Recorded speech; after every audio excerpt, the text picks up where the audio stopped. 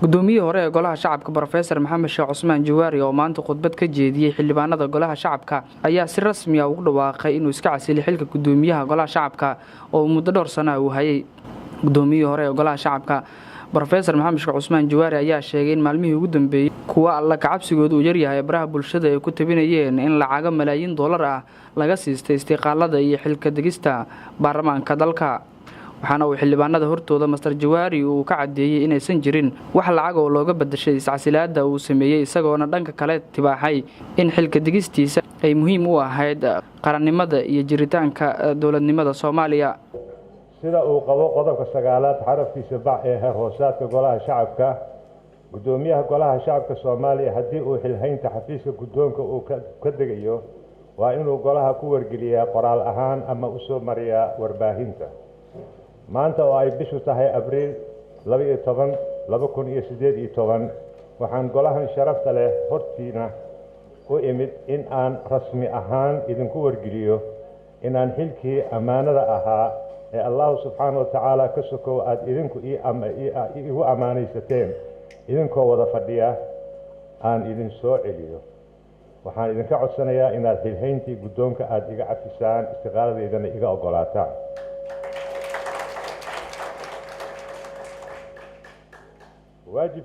waajibkayga ayaan ka hoos marayaa haddii aan go'aankaygan tafaasiil idinka siinin.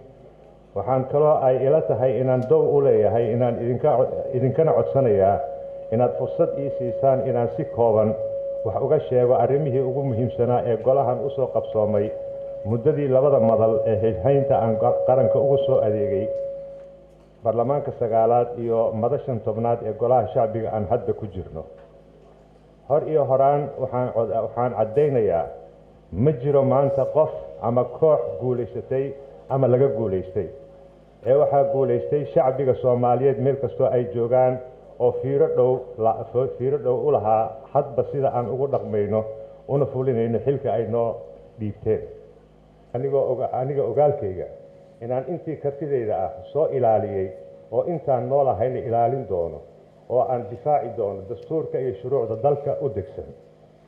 mabda'aas ilaalintiisii ayay maanta ka tarjumaysaa inaan idin hor imaado istiqaaladeedana idin dhiibo amaanada aad igu xilqaanteen 11 Janaayo 2017 aan idin soo celiyo ayadoo golahan jiritaankiisii bedqabo xubnihiisa oo isqaba oo ay wada goobjoog yihiin.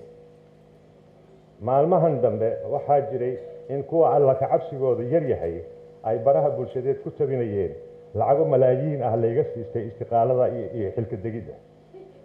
haddaba anigoo ku taagan nuxurka dhaartaas aan horay u soo maray waxaan si alla ogaan ah u rabaa inaan hortiina ka caddeeyo in aysan jirin wax dhaqaale ah oo laygaga iibsaday istiqaalada dhiibiddeeda laa dowladdeena walaa dowlad shisheeye ayadoo markhaati iyo goobjoog ahaayeen markii aniga iyo madaxweynaha arrintan aan ka wada xaajoonaynay.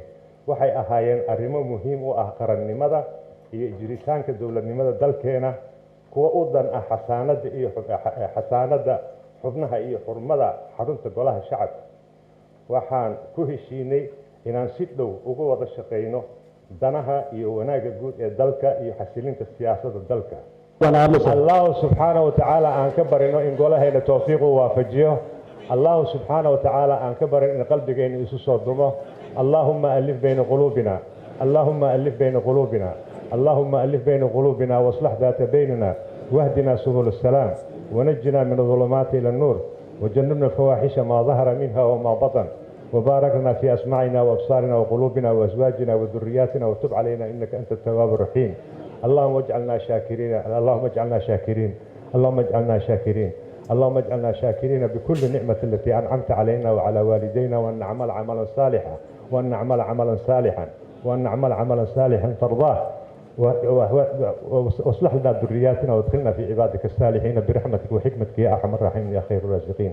إله الصومالي قلبك الصدر إله الصومالي عدوك قو إله قولهين نومده إله أمدين نوتوس ربي الرحمن وقف كستو عدان مدو قف كستو عدو كو عدلكان إيو هو مركز إلهي بالهسير. ربنا سبحانه وتعالى عصبت ألاش عدو قيد الله كديو. والسلام عليكم ورحمة الله وبركاته. maxamed sheekh cusmaan jawaari gudoomiyihii hore ee golaha shacabka ayaa xilkan waxaa loo doortay 11 bishii Janaayo sanadkii 2017 isagoo 2 jeer gudoomiye baarlamaan ka soo noqday dalka waana qabiir dhanka sharciga oo muddo ka badan 50 sano soo ahaa shaqaale dawladeed. Cabdikariim Maxamuud Shidan warbaahinta dowlad goboleedka Soomaalida Jubbaland magaalada Muqdisho.